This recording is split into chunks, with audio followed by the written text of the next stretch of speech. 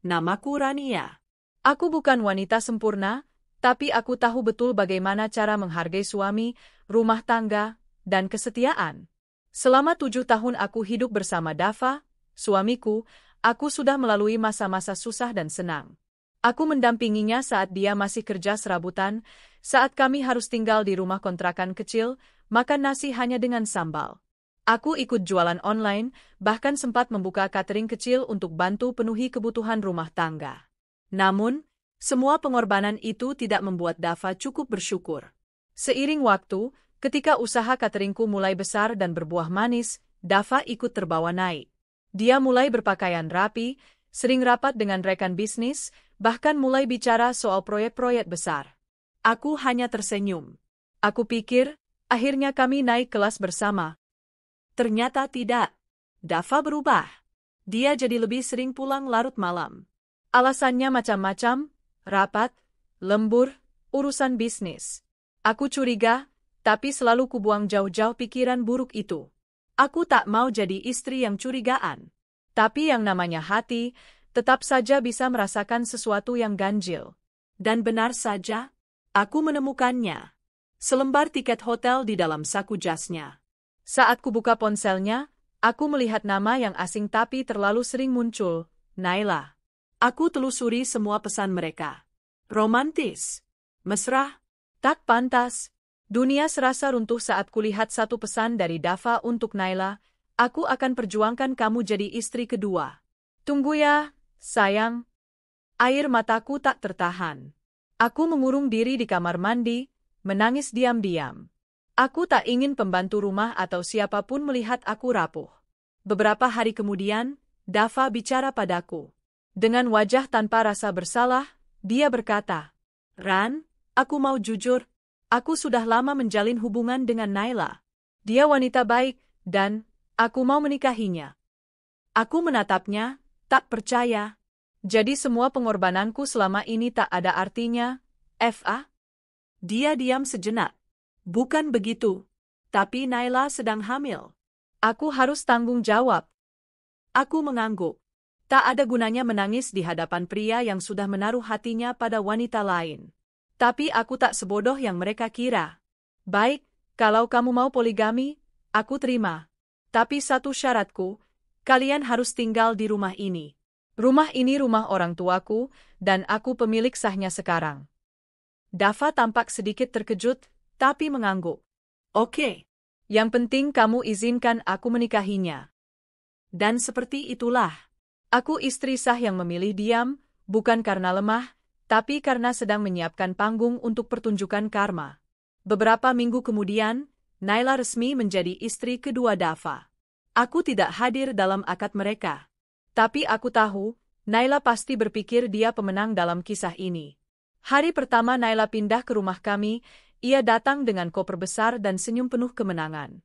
Assalamualaikum, sapanya saat berdiri di depan pintu, memakai dress mahal dan parfum menyengat. Aku membuka pintu dengan tenang. Waalaikumsalam. Masuklah, rumah ini rumahmu juga sekarang. Dia melangkah masuk, mengedarkan pandangan ke ruang tamu megah berwarna krem dengan lampu gantung kristal di atasnya. Matanya berbinar. Wah, rumahnya mewah banget ya. Ini hasil kerja Mas Dava ya? Aku hanya tersenyum, tidak menjawab. Dia mulai mengatur pembantu, memanggil mereka seenaknya, bahkan memerintahku secara halus seperti aku ini art. Mbak Rania, tolong ya nanti kamar saya dibersihkan. Saya mau tata baju dulu. Aku menatapnya. Kamar kamu sudah dibersihkan. Tapi mulai hari ini kamu urus sendiri, pembantu khususku sedang saya liburkan. Dia terlihat kaget, tapi hanya mengangguk cepat. Oh, hari demi hari berlalu. Naila makin berani. Ia mulai memakai barang-barang milikku, tas, perhiasan, bahkan sesekali mencoba mobilku tanpa izin.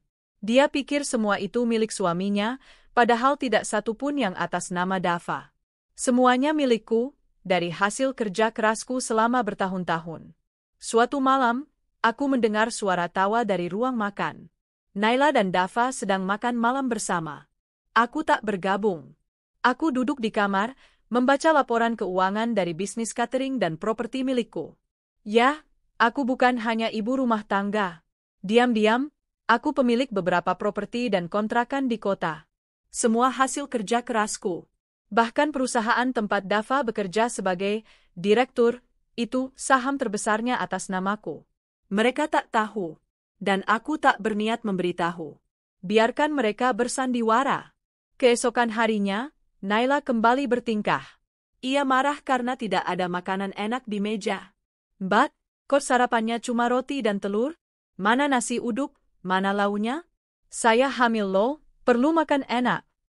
Aku menatapnya, lalu berkata lembut. Masak sendiri, Naila. Aku tidak menyuruh pembantu belanja hari ini.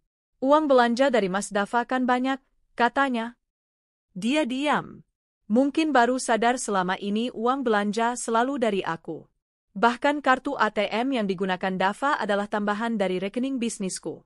Tapi aku sudah memblokirnya diam-diam kemarin. Dava mulai berubah. Ia tak lagi semesra dulu pada Naila. Mungkin karena mulai banyak tekanan. Mungkin karena Naila sering marah-marah. Atau mungkin karena aku perlahan menarik semua kenyamanan dari hidup mereka. Aku sengaja tak pernah berdebat. Tak pernah teriak. Tapi aku membuat semuanya kering. Tidak ada layanan, tidak ada fasilitas, tidak ada kemewahan. Dava sering curi pandang padaku saat sarapan. Mungkin dia heran kenapa aku masih bisa terlihat tenang. Padahal mereka pikir aku hancur. Tidak. Aku hanya menunggu waktu. Naila, dia mulai frustrasi, mulai menangis malam-malam. Tapi aku tak peduli. Dia datang dengan niat merebut suami orang. Kini, dia merasakan bahwa menjadi istri bukan hanya soal menang dari wanita pertama, tapi tentang bertahan dalam realita rumah tangga yang tak semanis impiannya. Dan ini baru permulaan. Aku belum menunjukkan siapa aku sebenarnya. Hari-hari pertama Naila tinggal di rumahku terasa seperti menonton pertunjukan komedi.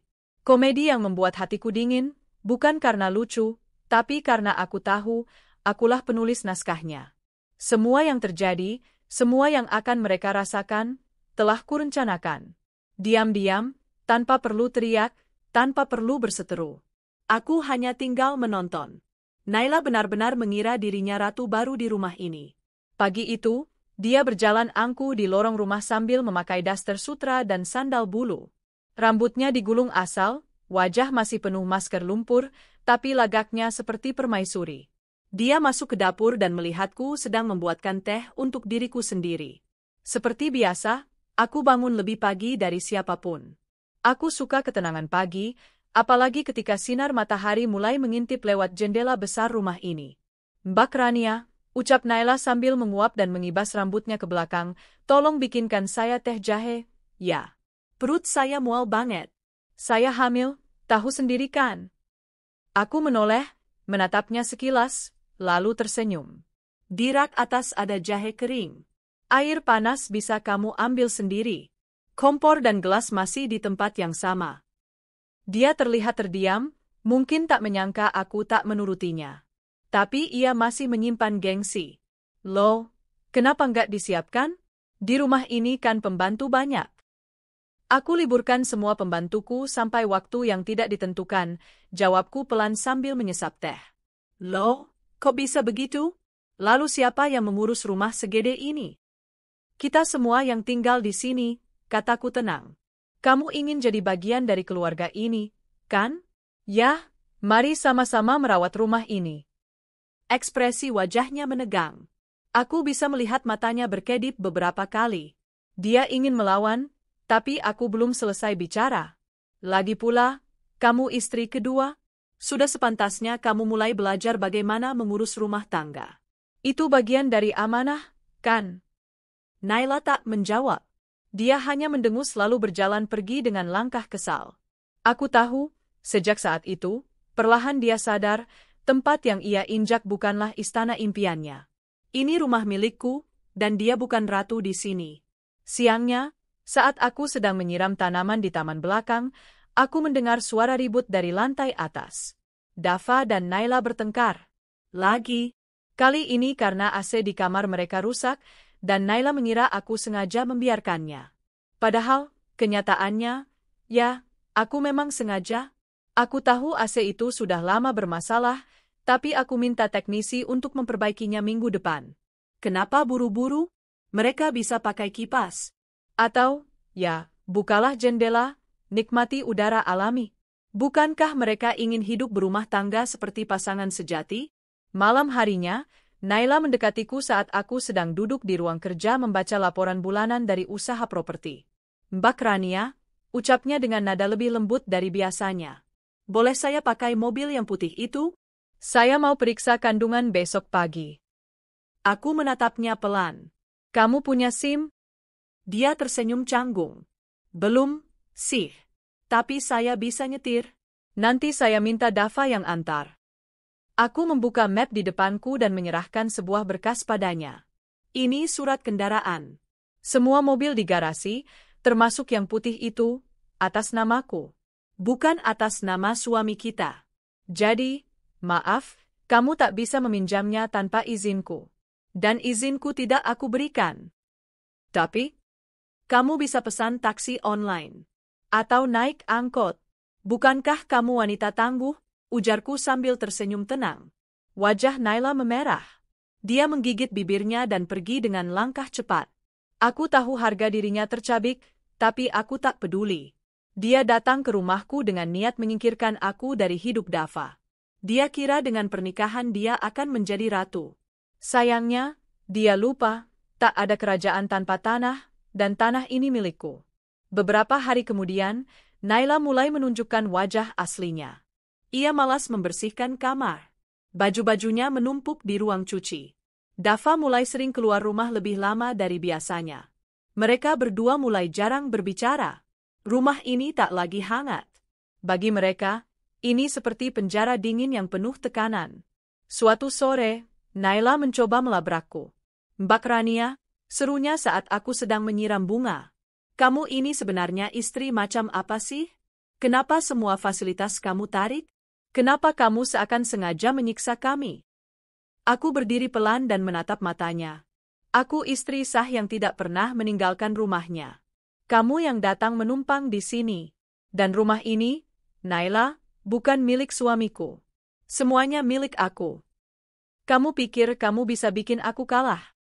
Naila berteriak. Aku tak sedang bersaing denganmu, jawabku pelan. Aku hanya membiarkanmu menikmati pilihanmu sendiri. Ini hidup yang kamu inginkan, bukan? Menikahi suamiku. Tinggal di rumahku. Jadi bagian dari keluargaku. Nikmati semuanya, Naila. Nikmati betul-betul. Naila menggertakkan giginya. Dia ingin menyerangku secara emosional, tapi dia tak bisa menembus bentengku. Aku tak memberikan amarah. Aku memberikan kenyataan.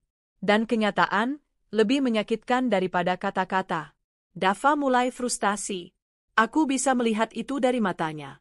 Beberapa malam dia mencoba bicara denganku.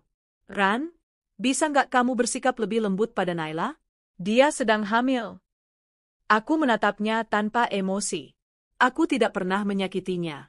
Aku hanya tak memberikan kenyamanan yang bukan haknya.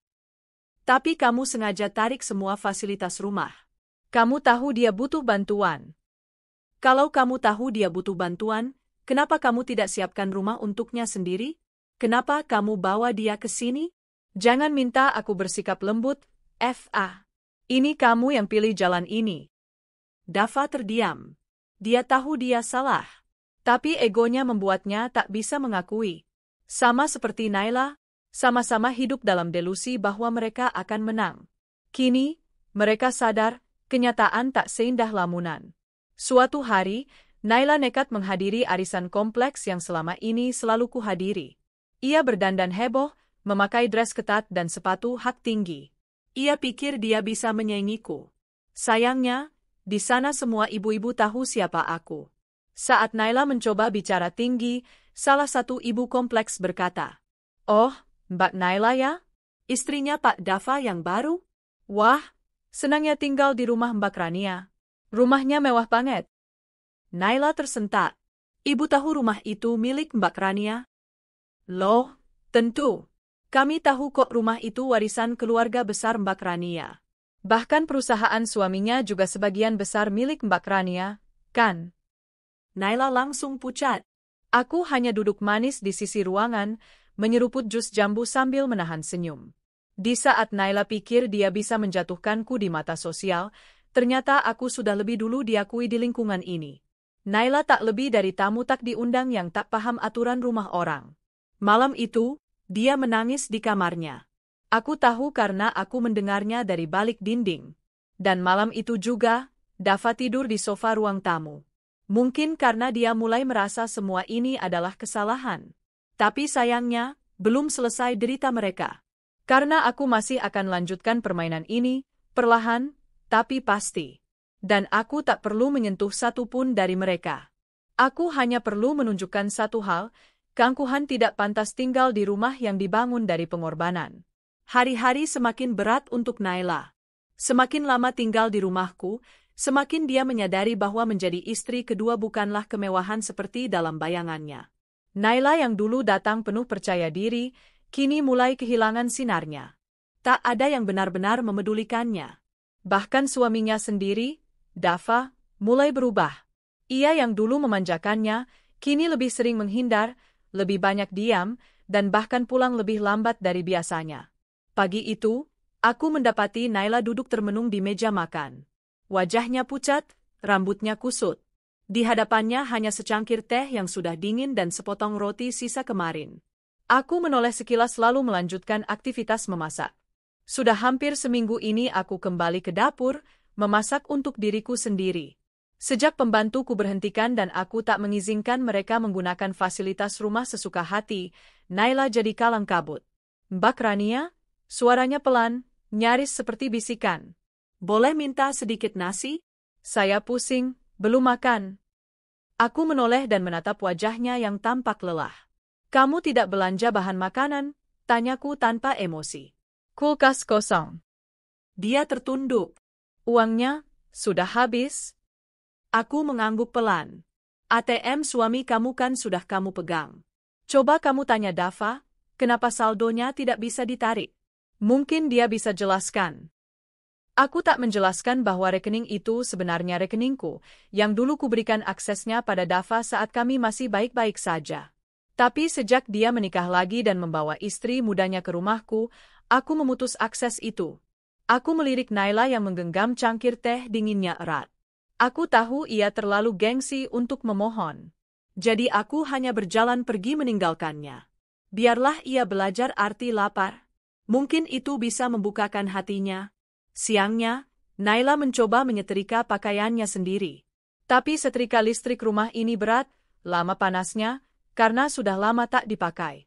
Sambil meringis, dia menarik lengan bajunya dan meringis kesakitan. Pundaknya tampak lecet karena terkena uap panas. Dulu, semua pekerjaan rumah ini dilakukan oleh asisten rumah tangga. Tapi sekarang, rumah ini seperti ladang ujian bagi Naila. Ketika aku melewati ruang cuci, aku lihat dia sedang menyikat baju di lantai. Matanya berkaca-kaca. Ia tampak sangat tidak terbiasa melakukan pekerjaan rumah.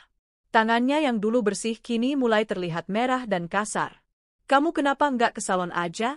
Aku bertanya sambil menahan senyum. Dia menoleh, terlihat jengkel. "Kamu tahu aku nggak punya uang lagi." "Oh, bukankah kamu sekarang istri orang kaya?" tanyaku polos.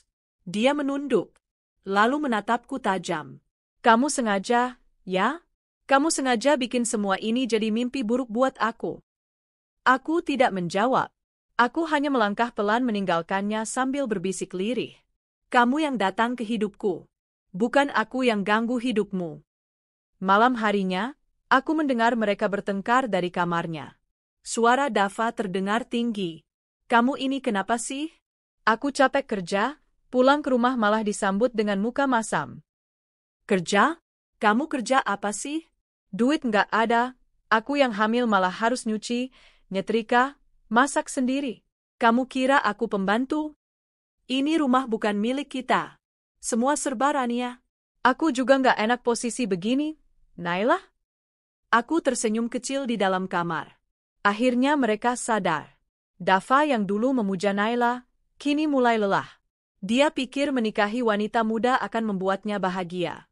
Tapi hidup bukan soal cinta murahan dan pelukan di balik pintu hotel. Hidup adalah realita, dan Naila tak siap hidup dalam kenyataan yang keras. Beberapa hari kemudian, Naila jatuh pingsan di dapur. Aku yang pertama kali menemukannya tergeletak di lantai. Meski dalam hati aku bisa saja membiarkannya, naluriku sebagai wanita dan sebagai manusia tetap lebih kuat. Aku minta sopir mengantar kami ke rumah sakit. Dava sedang di luar kota waktu itu. Setelah dicek dokter, ternyata tekanan darah Naila rendah dan ia mengalami kelelahan berat. Janin dalam kandungannya masih selamat, tapi dokter menyarankan agar ia banyak istirahat dan makan makanan bergizi. Saat Naila sadar, dia menangis. Saya cuma pengen hidup bahagia, Mbak. Tapi kok begini jadinya? Aku hanya duduk diam. Lalu aku berkata pelan. Dulu kamu pikir bahagia itu bisa kamu rebut dari orang lain. Tapi sekarang kamu sadar, bahagia itu bukan soal menang dari wanita pertama. Tapi soal siap tidaknya menghadapi kenyataan. Dia menangis lebih kencang. Saya pikir, Dava bisa bahagiakan saya. Dia tidak bisa bahagiakan dirimu sendiri, Naila. Dia hanya penumpang dari semua yang aku bangun. Sekarang, saat aku berhenti menopang, dia goyah. Beberapa minggu setelah itu, aku perhatikan Naila makin pendiam. Dia lebih banyak di kamar. Bahkan saat Dava pulang pun, mereka jarang bicara. Dava juga semakin terlihat seperti pria gagal. Ia bukan lagi sosok percaya diri yang dulu melangkah dengan Naila di sisi. Kini, dia hanya bayangan lelaki yang terpojok di dalam rumah yang bukan miliknya. Aku mulai kembali aktif dengan urusan bisnis. Mobilku yang sempat dikunci di garasi kembali kupakai untuk mengunjungi proyek properti. Setiap kali aku pulang membawa koper penuh dokumen, Naila hanya melirik dari balik tirai jendela. Mungkin dia heran, bagaimana aku bisa tetap tampil elegan dan hidup nyaman padahal dia merasa terkurung dalam penderitaan. Yang tidak ia tahu adalah, aku tak pernah mengandalkan pria manapun untuk berdiri. Aku membangun hidupku dengan tanganku sendiri. Sedangkan dia membangun hidup dari hasil merebut. Dan kini ia tahu, fondasi yang ia rebut itu ternyata rapuh. Suatu malam, aku mendengar suara isak tangis pelan dari kamar Naila. Aku mengetuk pintu. Naila? Tak ada jawaban. Aku buka pintunya pelan. Di dalam, Naila duduk di pojok kamar sambil memeluk lutut, wajahnya basah oleh air mata. Kenapa kamu masuk? Suaranya serak. Kamu kenapa? Saya ingin pergi dari sini. Pergilah. Dia terdiam, menatapku. Tapi saya nggak punya tempat. Orang tua saya marah besar karena saya menikah diam-diam. Teman-teman saya menjauh. Saya sendirian. Aku menatap matanya, dalam-dalam. Sama seperti aku dulu saat kamu dan Dava menyakiti aku. Aku juga sendirian, Naila. Tapi aku memilih berdiri, bukan menyusup ke hidup orang lain. Dia menangis keras, tubuhnya bergetar. Saya salah, saya bodoh. Aku berdiri, tak ingin terlalu larut dalam dramanya. Aku tahu penyesalan itu tulus, tapi aku bukan Tuhan yang bisa mengampuni semuanya dengan mudah. Ada luka yang terlalu dalam untuk disembuhkan hanya dengan air mata. Kamu butuh waktu, dan aku tidak akan mengusirmu. Tapi mulai sekarang, aku akan hidup seperti sebelum kamu datang. Kamu tidak akan lagi jadi pusat perhatian di rumah ini. Kamu hanya akan menjadi tamu yang sedang menunggu kepergiannya. Aku berjalan keluar dan menutup pintu. Kutinggalkan dia dalam ruangannya sendiri, dalam ketakutan dan keputusasaan yang selama ini ia tanam. Dan sejak malam itu, aku tahu penderitaannya baru saja dimulai. Hari itu, rumah kami terasa lebih sunyi dari biasanya. Dava duduk termenung di beranda, memandangi halaman kosong yang tak lagi penuh canda. Wajahnya kusam, rambutnya mulai tidak terurus. Sedangkan Naila, hampir setiap hari hanya berdiam di kamar. Hamilnya yang dulu menjadi alasan mereka bersikap angkuh kini tak lagi mereka banggakan. Dia lelah, dan jelas menyesal. Tapi semua sudah terlanjur. Aku tahu, hari ini waktunya tiba. Hari untuk membuka semua tabir yang selama ini kututup rapat. Sudah cukup aku membiarkan mereka hidup dengan asumsi bahwa semua yang mereka nikmati berasal dari kerja keras Dava. Sudah cukup Naila berpura-pura menjadi istri dari seorang pria sukses. Sudah cukup Dava memanfaatkan hasil jerih payahku lalu menggunakannya untuk menghidupi wanita lain yang tak tahu malu. Pagi itu, aku mengundang keluarga besar Dava ke rumah. Ada ibu mertuaku, adik-adik iparku, dan beberapa paman serta bibi. Aku mengatakan ada hal penting yang ingin kubicarakan. Kupastikan juga Dava dan Naila hadir. Mereka semua duduk di ruang tamu utama. Meja bundar besar sudah kusiapkan dengan minuman dan kudapan sederhana. Aku tampil rapi dan anggun, memakai kebaya modern berwarna biru tua dan rok panjang. Rambutku kuikat dengan elegan, tanpa banyak perhiasan. Aku ingin tetap sederhana, tapi menunjukkan wibawa.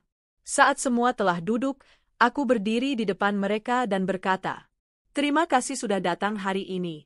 Ada beberapa hal yang perlu saya sampaikan. Tentang rumah ini, Tentang bisnis, tentang keluarga kita." Dava tampak bingung. Naila mulai gelisah, duduk tak tenang. "Rania, ini maksudnya apa?" tanya Dava cepat. "Tenang saja. Dengarkan dulu." Aku menoleh pada Naila. "Naila, kamu masih ingat saat pertama kali kamu masuk ke rumah ini, kamu bertanya apakah rumah ini hasil kerja keras Dava?" Dia menatapku, ragu. Sekarang aku jawab, "Bukan. Rumah ini adalah warisan orang tuaku, yang kemudian aku beli dari adik-adikku dan kurus sepenuhnya. Semua suratnya atas namaku.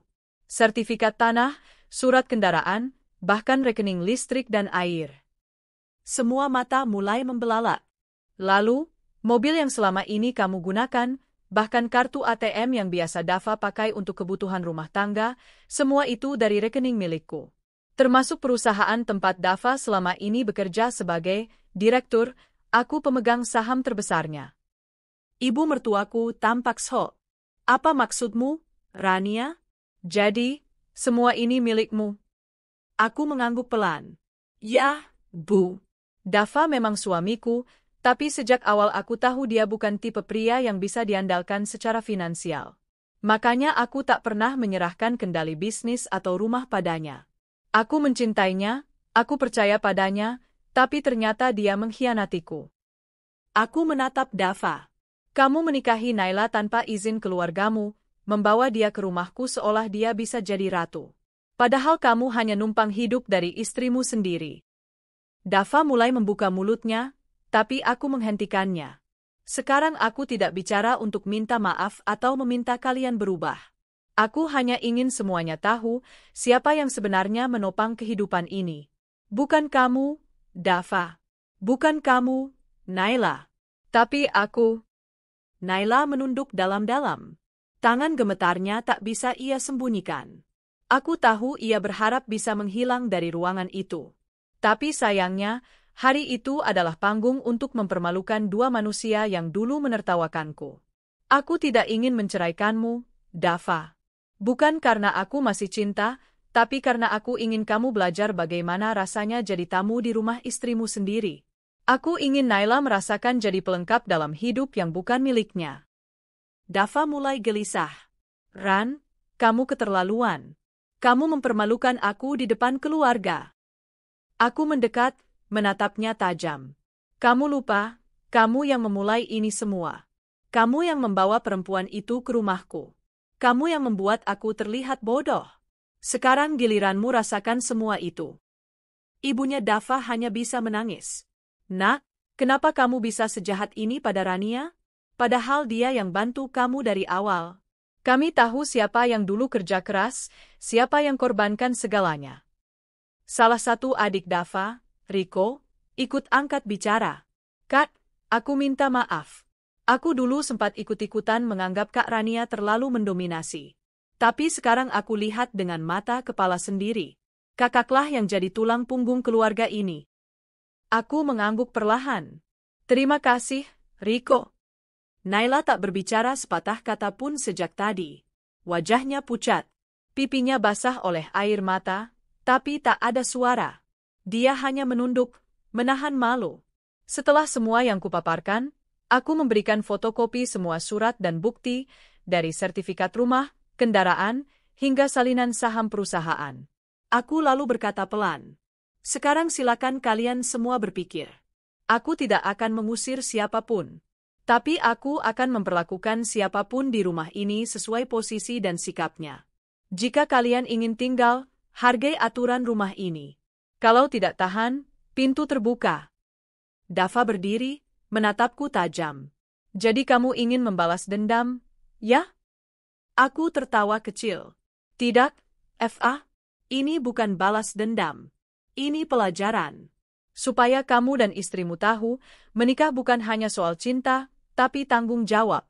Kamu kira menikah diam-diam lalu tinggal di rumahku bisa membuat kalian hidup nyaman? Kalian salah besar. Keluarga Dava pulang dalam diam. Tak ada yang berkata-kata. Semua terlalu syok dengan kenyataan. Dava tak bicara sepatah kata pun padaku selama 2 hari penuh setelah kejadian itu. Naila hanya menangis dan bersembunyi di kamar. Malam ketiga setelah semua terbongkar, aku menemui Naila di ruang tamu. Ia duduk sambil memegang perutnya yang sudah mulai membesar. Kamu akan melahirkan beberapa bulan lagi, kataku. Aku akan tetap bantu, bukan karena kamu, tapi karena anak itu tak berdosa. Naila menatapku dengan mata sembab. Saya minta maaf, Mbak. Saya pikir saya bisa bahagia dengan merebut suami orang. Tapi ternyata saya hanya merebut kesusahan. Aku duduk di depannya. Kamu merebut bayang-bayang. Yang kamu kira harta, ternyata bukan milik suamimu. Yang kamu kira kemewahan, ternyata milikku. Kamu pikir hidup nyaman datang dari hasil menikung? Tidak, Naila. Hidup nyaman datang dari kerja keras, bukan dari menghancurkan rumah orang. Naila hanya mengangguk. Ia tak berani membalas apa-apa. Aku tahu hatinya hancur. Tapi itu bukan urusanku. Tugasku hanya menunjukkan siapa pemilik sebenarnya dari panggung ini. Dan aku sudah melakukannya dengan anggun. Sejak hari itu, rumah yang dulu mereka anggap surga berubah menjadi penjara bagi Dava dan Naila. Tidak ada lagi senyum manis dariku. Tidak ada lagi sambutan hangat saat Dava pulang. Tidak ada perhatian, tidak ada pengorbanan, dan tentu saja, tidak ada uang yang mengalir dengan mudah. Aku tetap memberinya makan, memberinya tempat tinggal, bahkan membayar dokter kandungan untuk Naila. Tapi aku tidak memberi kenyamanan. Karena kenyamanan bukan hak orang yang mengkhianatiku. Setiap pagi, aku akan sarapan lebih dulu bersama para pegawai rumah tangga, lalu pergi ke kantor. Aku tidak pernah lagi menyiapkan kopi atau menyetrika ke meja Dava seperti dulu. Kalau Naila minta tolong sesuatu, aku akan memberinya nomor sopir dan berkata, kamu bukan majikan di rumah ini. Dava pernah mencoba memberontak. Suatu malam, dia membanting pintu kamar dan mendatangiku di ruang kerja. Wajahnya merah padam. Rania, kamu sengaja mempermalukanku. Sekarang semua keluarga anggap aku ini benalu. Aku menatapnya tenang. Bukankah kamu memang begitu, Fa? Bahkan sebelum aku buka suara, kamu sudah hidup dari jerih payahku. Kamu hanya malu karena sekarang semua orang tahu. Aku ini suamimu. Kamu harus hormat. Dan kamu juga suamiku. Tapi kamu yang lebih dulu mengkhianati janji. Jadi jangan bicara soal hormat jika kamu sendiri tak tahu maknanya. Dia terdiam. Kalau kamu tak sanggup hidup seperti ini, silakan keluar. Aku tak pernah menahanmu, Dava. Tapi jangan pernah bawa anak itu ikut keluar. Anakmu akan kubesarkan, karena aku tidak tega membiarkannya tumbuh di bawah didikan orang yang tidak bertanggung jawab. Dia akhirnya pergi malam itu, keluar dari ruang kerjaku tanpa berkata apa-apa. Aku tahu, dia tidak punya pilihan. Mau tinggal di mana dia? Gajinya hanya formalitas, sebagai direktur boneka. Semua hartanya berasal dari rekeningku. Dan perusahaan tempat dia kerja juga milikku. Jika aku mau, aku bisa mengeluarkannya kapan saja. Penderitaan mereka semakin nyata ketika Naila mulai merasakan sakit-sakit kehamilan. Tak ada yang membantunya saat ia kesulitan berjalan. Tak ada yang memasakkan makanan khusus saat ia mual. Tak ada yang menggandeng tangannya seperti yang dulu ia bayangkan. Yang ada hanya dinginnya rumah yang dulu dia klaim sebagai miliknya. Suatu malam, aku menemukan Naila menangis di sudut dapur. Tangannya gemetar, wajahnya pucat. Kenapa kamu di sini? Tanyaku. Saya lapar, tapi saya nggak tahu harus masak apa. Saya takut salah ambil bahan. Saya takut kena marah lagi. Aku menghela napas. Kamu takut aku marah? Kamu tidak takut merebut suami orang? Dia hanya menangis. Akhirnya, aku menyuruh pembantu menyiapkan makanan sederhana untuknya. Bukan karena kasihan padanya, tapi karena aku khawatir bayi dalam kandungannya kekurangan gizi. Sekali lagi, anak itu tidak bersalah.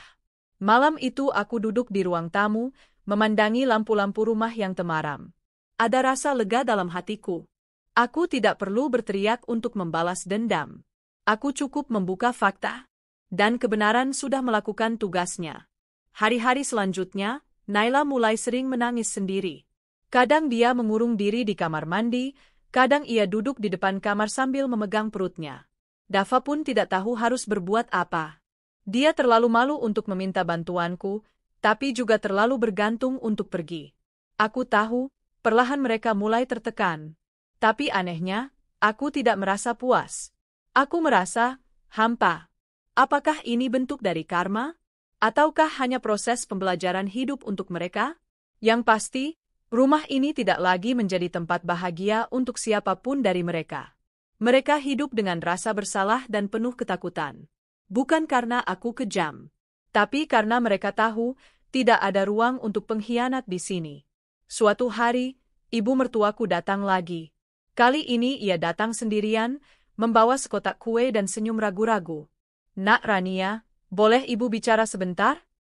Aku mengangguk dan mempersilahkannya duduk di ruang tengah. Ibu mertuaku menatapku dengan tatapan sedih. Ibu tahu, kamu terluka sangat dalam.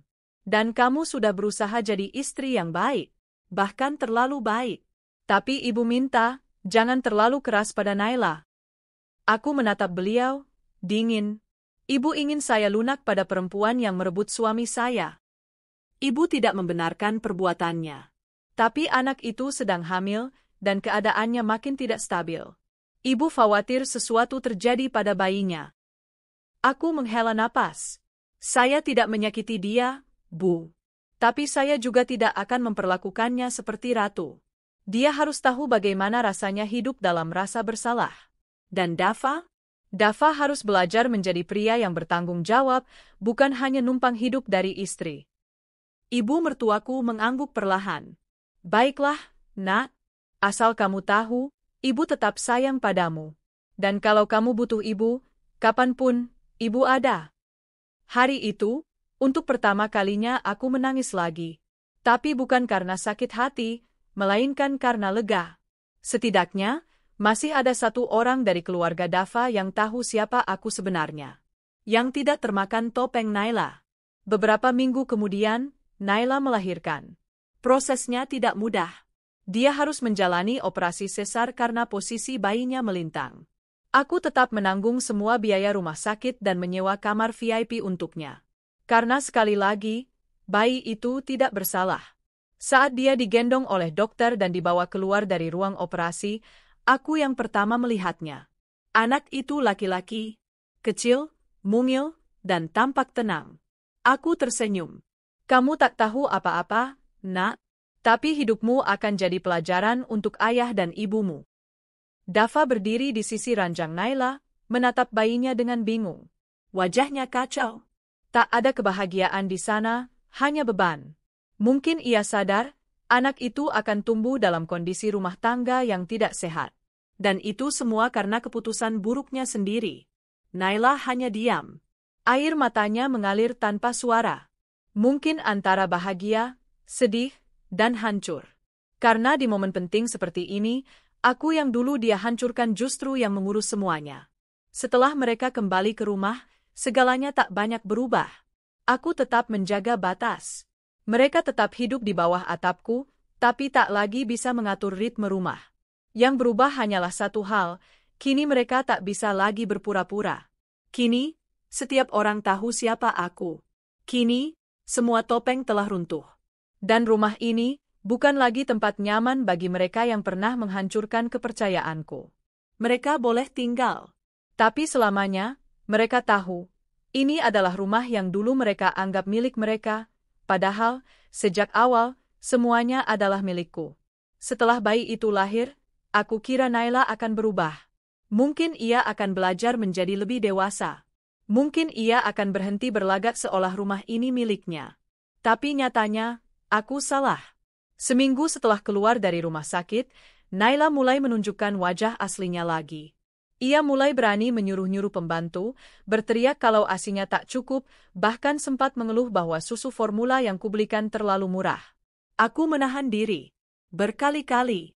Tapi hari itu, saat ia berani mengangkat suara di hadapan para asisten rumah tangga, aku tahu waktunya telah tiba.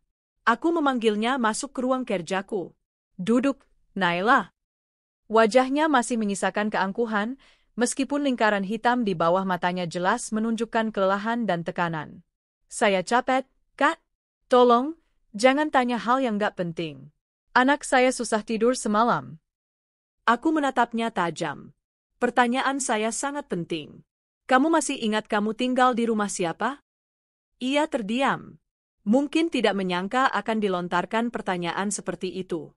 Saya tinggal di sini bersama Dava. Salah. Kamu tinggal di rumahku.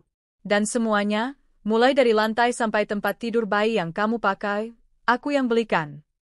Tapi bayi ini juga darah daging Dava. Dan dia suamiku sekarang. Dava masih suamiku secara hukum. Kita belum bercerai. Tapi bahkan kalau aku ceraikan pun, kalian tetap akan jadi tamu di rumah ini. Wajah Naila memucat. Maksud Kak Rania? Aku menggeser selembar surat ke arahnya. Surat penyerahan sebagian hak warisan dari orang tuaku, yang membuktikan bahwa rumah dan seluruh isinya 100% milikku, bahkan sebelum aku menikah dengan Dava. Kamu tidak punya apa-apa, Naila. Dan kamu seharusnya tahu diri. Jangan pernah merasa berhak atas apapun yang aku miliki. Kalau kamu merasa tidak nyaman, kamu bebas pergi. Air mata mulai mengalir di pipinya. Tapi aku sudah terlalu kebal. Dan satu lagi, mulai besok, pembantu rumah akan kembali bekerja sesuai tugas awal. Mereka tidak lagi membantu urusan pribadimu. Kamu yang putuskan mau jadi ibu, maka kamu harus belajar mengurus anakmu sendiri. Naila tidak menjawab. Ia hanya berdiri pelan, lalu meninggalkan ruangan dengan tubuh gemetar. Tapi aku tahu, bukan karena takut, melainkan karena akhirnya, ia sadar, tidak ada lagi ruang untuk bermain peran di rumah ini. Karma memang datang dengan cara yang tenang, tapi menghantam keras. Beberapa minggu setelah pertemuan itu, Naila mulai sering sakit. Ia kelelahan mengurus bayi, stres karena tidak dibantu, dan merasa dikucilkan. Dava pun tak banyak bicara. Ia lebih sering duduk di taman belakang, termenung seperti orang kehilangan arah. Suatu sore, aku melihat mereka bertengkar hebat di taman. Kamu laki-laki macam apa sih, Eva? Kamu cuma bisa diam. Aku yang capek urus anak, aku yang dimarahin Rania. Kamu pikir aku nggak capek? Aku tiap hari dikatain parasit, Naila. Kamu pikir enak hidup digantungin terus sama mantan istri? Mantan? Kita belum nikah. Iya, karena dia nggak mau ceraikan aku. Dan jujur aja, aku juga nggak tahu harus pilih siapa. Mendengar itu, tubuhku seolah membeku. Jadi sampai detik ini, Dava masih bingung? Bahkan setelah semua yang terjadi, aku tersenyum pahit dari kejauhan. Begitu banyak pengorbanan yang kubuat. Begitu dalam luka yang mereka ciptakan. Tapi ternyata, Dava masih belum bisa membuat pilihan. Malam itu aku duduk sendirian di balkon, memandangi langit yang gelap. Aku bertanya dalam hati, sampai kapan aku harus begini? Sampai kapan aku harus tinggal seatap dengan pengkhianat? Aku membuka laci kecil di meja samping dan mengeluarkan map berisi dokumen. Gugatan cerai. Sudah lama aku siapkan, tapi aku belum pernah benar-benar menyerahkannya. Entah kenapa, bagian dalam hatiku yang paling kecil masih menyimpan sisa-sisa kenangan. Bukan cinta, hanya kenangan. Namun malam itu, aku tahu jawabannya. Besok pagi, aku akan menyerahkannya. Pagi harinya, aku memanggil Dava ke ruang kerja. Wajahnya lelah, matanya sayu. Ia duduk tanpa bicara, mungkin sudah tahu apa yang akan kubahas. Aku menyodorkan map coklat ke arahnya. Ini gugatan cerai. Sudah lengkap dengan surat persetujuan hak asuh anak. Aku tidak akan menuntut apapun darimu. Rumah ini tetap milikku, perusahaan juga. Kamu boleh tinggal sampai kamu punya tempat baru. Tapi setelah proses ini selesai, kamu bukan siapa-siapa lagi. Dava membuka map itu perlahan. Tangannya gemetar. Kamu serius, Rania? Aku sudah terlalu lama menunda. Lalu anak itu? Aku akan tetap bantu biaya kalau kalian benar-benar tak mampu. Tapi aku tidak akan ikut campur dalam pengasuhan. Kalian ingin membentuk keluarga? Silakan. Sekarang waktunya kalian hidup dengan pilihan kalian sendiri. Ia tertunduk. Aku salah? Aku tahu. Aku berdiri, merapikan map yang tersisa di meja. Tapi sekarang bukan saatnya menangisi kesalahan. Sekarang saatnya menebusnya. Proses perceraian kami berjalan cepat. Tidak ada drama. Tidak ada tangisan. Hanya beberapa sidang dan tanda tangan. Naila tidak hadir sekalipun. Mungkin malu. Mungkin takut. Setelah itu, aku memberikan waktu 3 bulan untuk mereka mencari tempat tinggal. Aku bahkan memberikan sejumlah uang, bukan sebagai hadiah, tapi sebagai pelepasan. Aku tidak ingin punya ikatan apapun dengan mereka lagi. Hari mereka pindah, aku tidak keluar dari kamar. Aku hanya melihat dari balik jendela saat mereka berjalan ke mobil dengan koper-koper seadanya. Dava menggendong bayinya, Naila berjalan di belakang dengan langkah berat. Dan ketika mobil mereka keluar dari gerbang, aku menangis. Bukan karena kehilangan Dava, tapi karena akhirnya aku benar-benar bebas. Beberapa tahun berlalu, aku menjalani hidup dengan tenang. Fokus pada perusahaan, memperluas bisnis, dan perlahan-lahan membuka hati untuk orang-orang baru. Rumah ini terasa lebih hangat meskipun hanya kutinggali sendiri. Aku mengisi waktuku dengan kegiatan sosial, ikut program adopsi dan pengasuhan anak-anak yatim. Kehidupanku tak sempurna, tapi damai. Suatu hari, aku menerima surat dari sekolah swasta tempat aku menjadi donatur. Salah satu anak asuh yang mereka rekomendasikan untuk beasiswa ternyata anak dari Dava dan Naila. Aku sempat terpaku.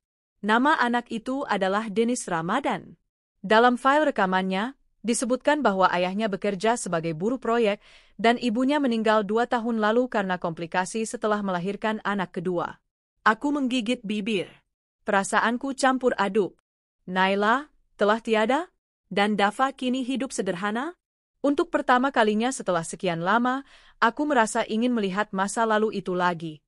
Bukan karena dendam, tapi karena mungkin hatiku akhirnya siap berdamai. Sore itu, aku pergi ke sekolah tempat Danish belajar. Aku menyamar sebagai donatur umum, tidak menyebut nama asliku. Dari jauh, aku melihatnya bermain. Bocah kecil dengan mata besar dan rambut ikal. Persis seperti Dava dulu. Saat bel pulang berbunyi, Danish berlari ke arah seorang pria bertubuh kurus yang berdiri di pinggir pagar. Wajahnya kusam, namun matanya tetap lembut. Dava. Ia menggendong Danish dan mencium keningnya. Aku tersenyum dari jauh. Mereka kini benar-benar hidup dengan pilihan mereka. Dan ternyata, meski penuh luka dan perjuangan, mereka bisa bertahan. Aku membalikkan badan dan berjalan pergi. Tak ada niat untuk menemui mereka. Aku hanya ingin memastikan bahwa luka itu tidak sia-sia.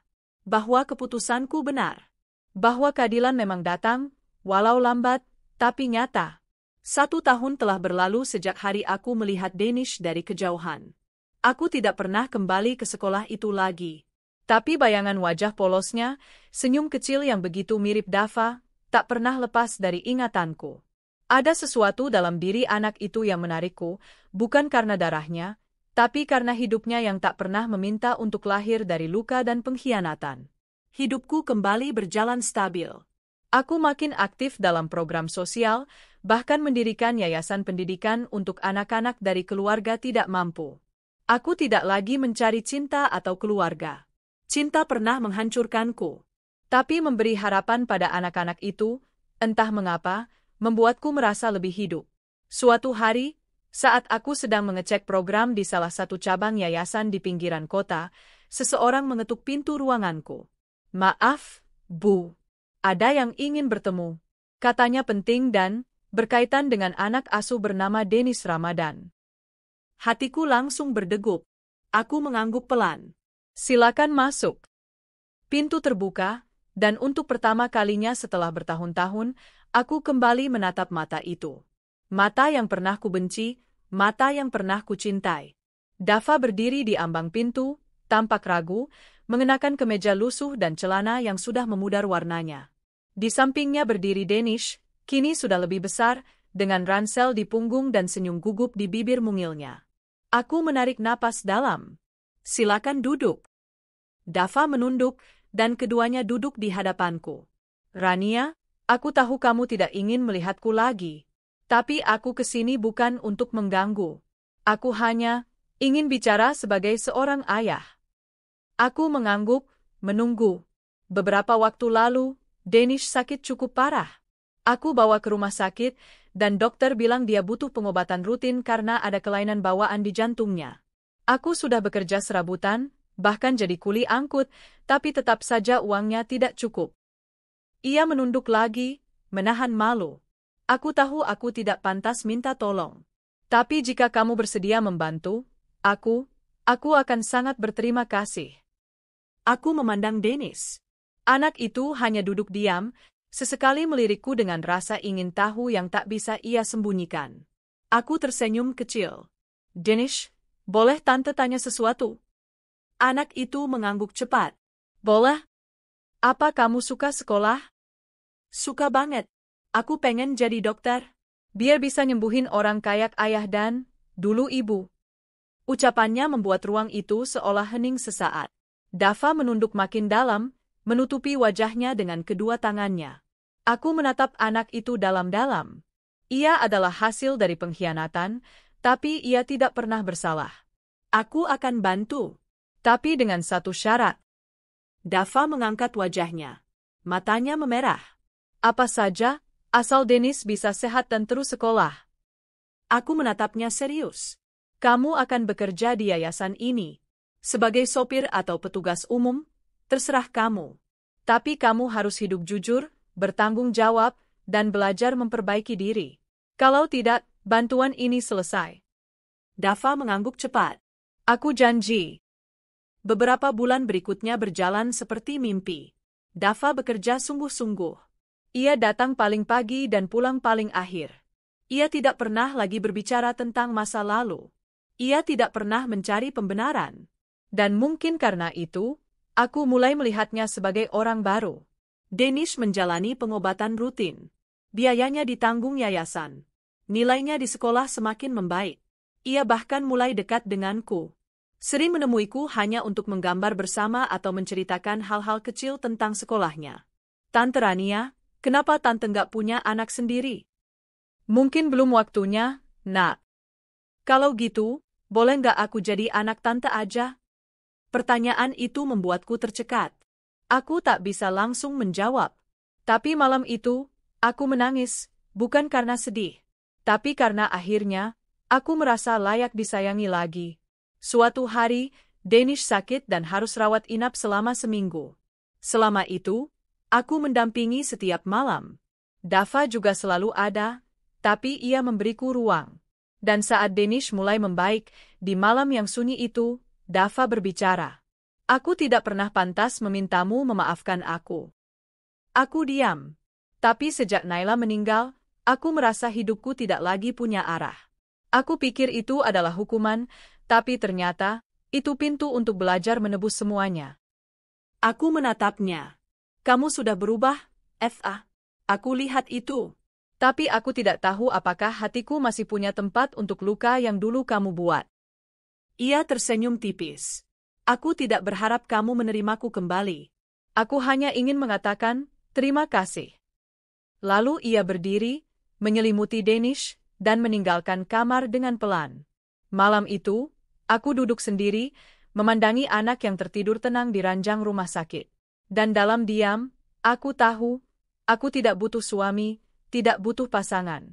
Tapi aku ingin memberikan Danish hidup yang layak. Bukan sebagai anak dari masa lalu kelam, tapi sebagai anak yang berhak atas masa depan cerah. Setahun setelahnya, Danish dinyatakan sembuh total dari penyakitnya. Ia menjadi siswa terbaik di kelas dan mewakili sekolahnya dalam lomba sains tingkat nasional. Hari itu, aku duduk di tribun, Menyaksikan ia naik ke panggung dengan medali emas di lehernya. Ia melambai padaku dan Dava dengan wajah bangga. Lalu saat sesi foto, Danish menarik tanganku dan tangan Dava. Kita foto bertiga, ya? Biar kayak keluarga utuh. Aku dan Dava saling melirik, lalu tersenyum. Kami berdiri berdampingan, dan untuk pertama kalinya setelah bertahun-tahun, aku merasa utuh. Hari demi hari berlalu. Kini, rumahku tidak lagi sunyi. Ada suara tawa Danish. Ada aroma masakan hangat dari dapur. Ada bunga segar di meja ruang tamu, dipetik langsung oleh Danish setiap pagi dari taman kecil di halaman. Dan suatu malam, saat aku pulang dari rapat, kudapati meja makan telah tertata rapi. Ada kue kecil dengan lilin menyala, dan kartu ucapan dari Danish bertuliskan, "Selamat ulang tahun, Ibu Rania. Terima kasih sudah mau jadi ibuku. Aku sayang ibu selamanya." Air mataku tumpah saat itu juga. Tak ada lagi dendam. Tak ada lagi kesepian. Yang ada hanyalah harapan baru. Dan ketika Dava berdiri di ambang pintu, membawa buket bunga dan sebuah kotak kecil berisi kalung dengan liontin berbentuk hati, ia berkata pelan, "Aku tahu aku mungkin tak pernah bisa jadi suami yang sempurna. Tapi kalau kamu masih punya ruang sedikit saja untukku, aku ingin menua bersamamu. Tanpa janji, tanpa beban. Hanya rasa hormat dan penyesalan yang mendalam." Aku menatapnya. Dan untuk pertama kalinya, bukan karena terpaksa, aku mengangguk. Bukan karena aku masih cinta, tapi karena kamu akhirnya pantas dihormati. Dan Danish pantas tumbuh dalam keluarga yang saling menghargai. Kami berpelukan, pelan dan tenang. Tidak seperti dulu yang penuh hasrat dan tipu daya. Tapi hangat, tulus, dan sepenuh hati.